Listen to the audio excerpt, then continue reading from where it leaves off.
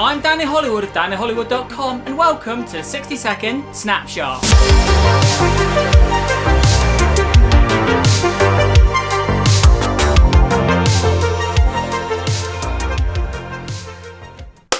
Okay, welcome to the Snapshot. In the Snapshot, we take 60 seconds, we put it on that timer, and we talk about all the things: cameras, video, and photography. So in a recent episode of the Snapshot, we talk about ND filters. Now, I'm going to give you a really cheap, secret little hack that will mean that you can buy one ND filter and use it for all your lenses. So let's stick 60 seconds on that timer, and let's do this.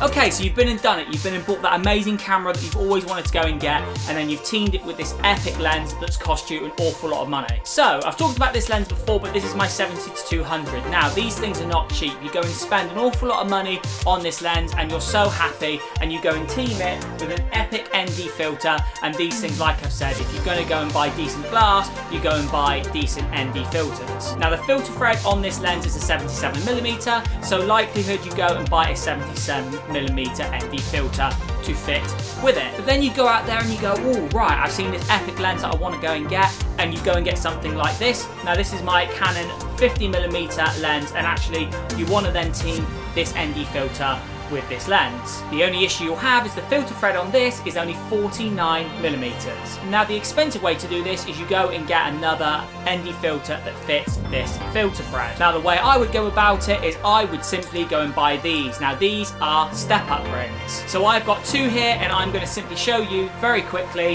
how these work.